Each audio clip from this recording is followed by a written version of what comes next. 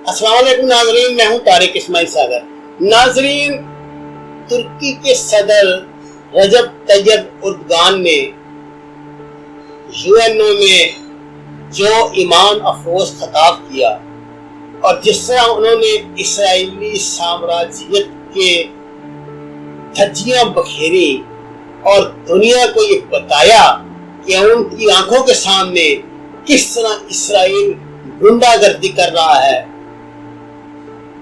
और यूएनओ के कठपुतली किरदार पर जो तनकीद की वो भी तारीख का हिस्सा है।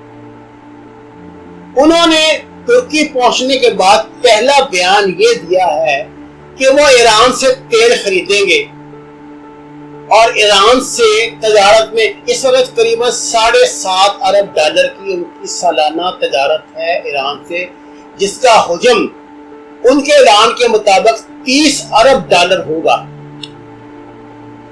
ये अमेरिका को समझ लेना चाहिए कि अब दुनिया उसकी मर्जी से नहीं चलेगी। ये दुनिया को भेड़ों का रेवड़ नहीं है कि जो अमेरिकी छड़ी से जिसको हाँकते रहेंगे। अब दुनिया ने अपने मुफादात को देखना है, अपने हालात को देखना है और अब उसके मुताबिक अपनी मनसूबाबंदी भी करनी है। अमेरिकी ख्वाहिशात के मुताबिक दुनिया नहीं चलेगी।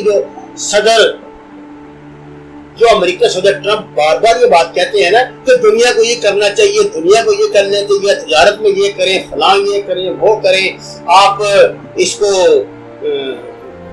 ये जो हमारा मुआहदा वाला मनसूबा है CPEC को बंद कर दें और ये कर दो, ये किसी ने नहीं करना। आप लोग डरते नहीं है क्योंकि दुनिया में ताकत मईशत है। तोपों टैंकों वाली ताकत का जमाना क्या, अमेरिका को भी इसका तजुर्बा हालांकि हो चुका है। अब घटाइए तो ना माने, वियतनाम आपके सामने है, इराक आपके सामने है, अफगानिस्तान आपके सामने है और अगला तजुर्बा वो करने से खौफजदा है। अब वो सामने नहीं आएंगे।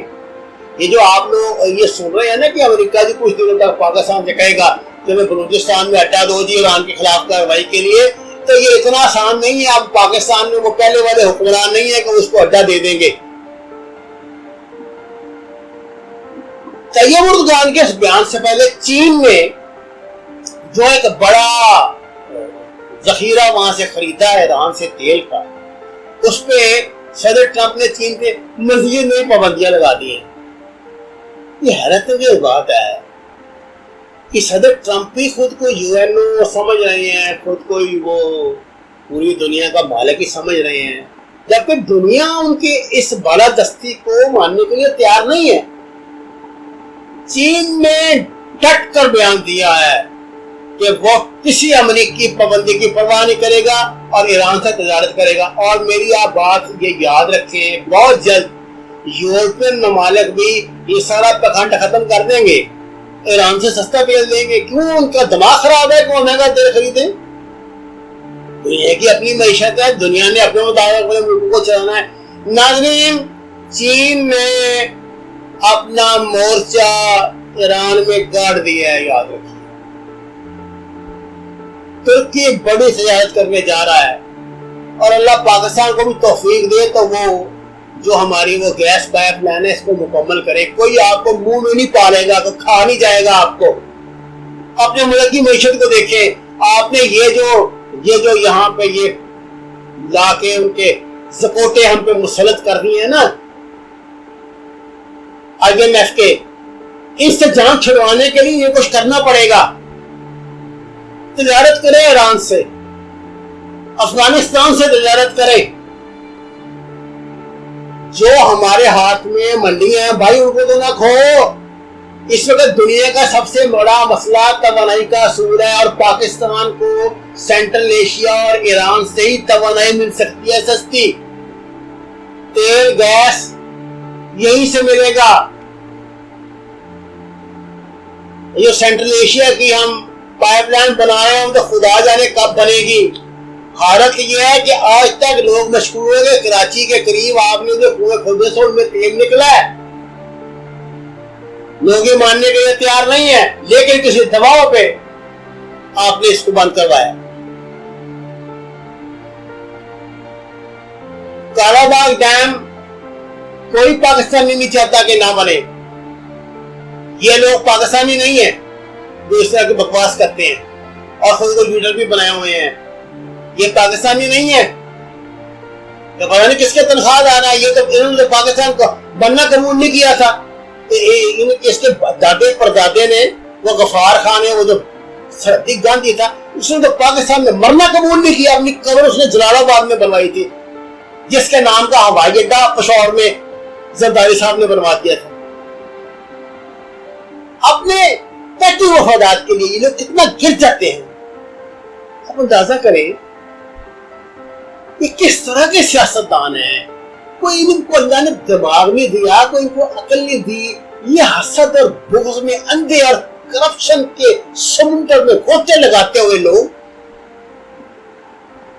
یہ سیاست کا ایک نوبھارت 30 سال کا لڑکا ہے یہ بلاور زرداری, اور وہ کیا کہہ رہے ہیں, عمران خان نے کشمیر کا مسئلہ UN میں صحیح طرح پیش نہیں کیا.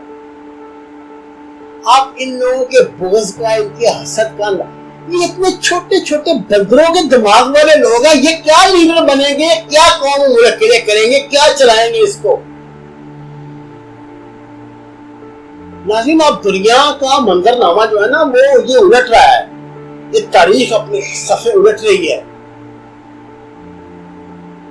جو تھا نہیں ہے, جو ہے نہ ہوگا, یہی ہے ایک حرف مہر. یہ دنیا سدا ایک جیسی نہیں رہے گی. اب دنیا اپنے پاؤں پہ کھڑی ہو رہی ہے. ترکی جاگ چکا ہے, ملیشیا جاگ چکا ہے, پاکستان بیدار ہے, چین ڈٹ کے کھڑا ہوا ہے, روس ڈٹ کے کھڑا ہوا ہے. کیا کر لے گا امریکہ؟ پوری دنیا کو کھا جائے گا. وہ ان شہزادوں کو, یہ جو بادشاہ جو اپنے کمفرٹ زون سے باہر نہیں آنا چاہتے, ان کو ڈرا دھمکا کے اپنی دکانداری کچھ دنوں کے لیے چلائے گا. اور بھارت کا تو مودی جنازہ نکال کر جائے گا, یہ یاد رکھنا. ہمیں کوئی ضرورت نہیں. وہاں پہ 17 متحرک علیحدگی پسند تحریکیں صرف سکھوں کی اور کشمیریوں کی بات نہ کریں.